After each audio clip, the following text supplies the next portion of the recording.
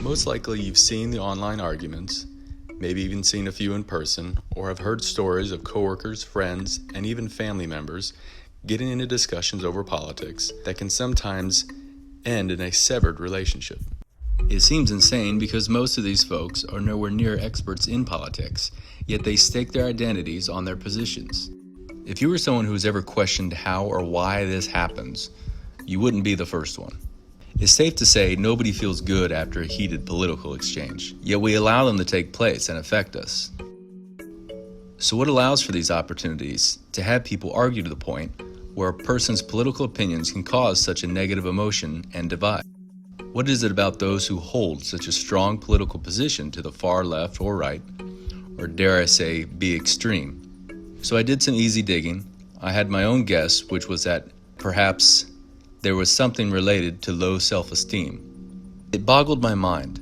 Myself, neither being extreme to the left or the right, or an expert myself in politics, I couldn't understand how someone could follow a political party to the extent of having such strong convictions that you were so right and the opposing party is overwhelmingly wrong.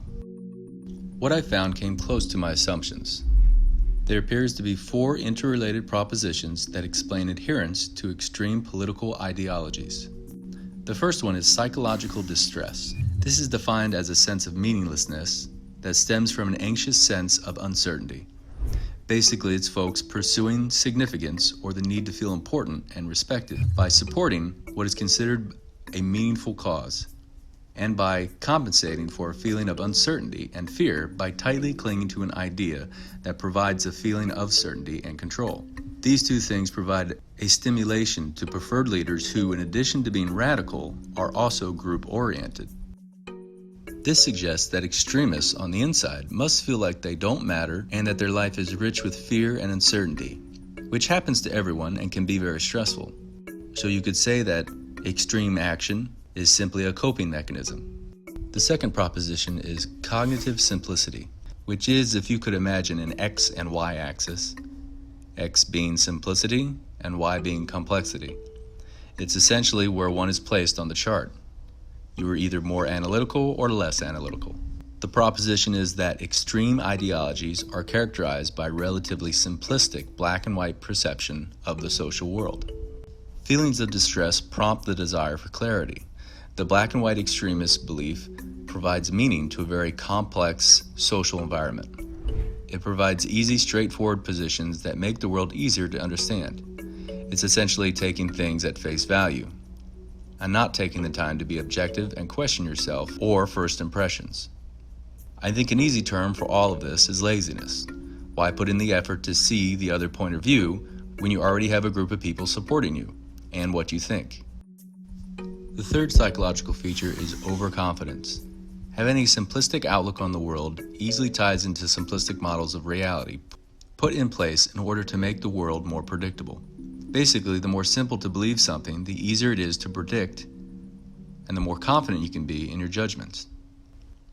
A great example of this is the mainstream media, which really doesn't consist of a station with moderate positions. They are one side or the other. For an extremist, the media of the opposing party is always full of lies and comes across as overconfident in their reportings. It's not hard at all to find an example from both sides, examples where networks have put their foot in their mouths while making claims on a topic before there was proof. The last proposition is intolerance.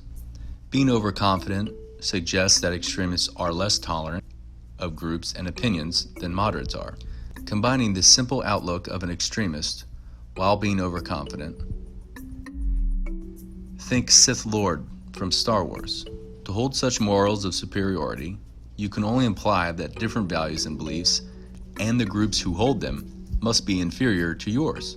I am your father. An analogy would be arguing with a child on matters you know to be beyond their comprehension. So in a nutshell, you could say that a political extremist is a person who is typically scared of the world with low self-esteem, who is too lazy to do anything about it. So instead, they make effort to convince you that they are correct on opinionated topics while dismissing those who don't agree as simple children. So the real question is, how many of these people are out there? And what percentage are they of the voting population?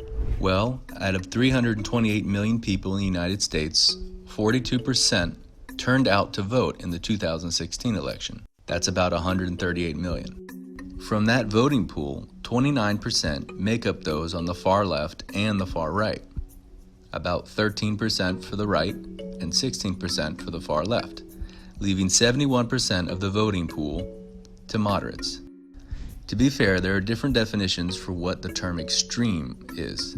Many resources include them when referring to the far left or far right, and those who proudly consider themselves far left or right most likely would not call themselves extreme and would leave that term for the more violent groups like white supremacists or the masked Antifa rioters. But even if we paint with a broader brush, the assumptions that 12% of the population desire a stronger feeling of significance in life, along with a sense of certainty, isn't hard to imagine. In fact, I would assume that number to be much greater. So perhaps now you may know some new identifiers for those who may be lacking a little appreciation and attention. After all, that's all it takes sometimes to help folks feel like everything could be all right, or at least until some dirty-lying Democrat or Republican take office. Speaking of appreciation, help me feel significant by subscribing to this channel.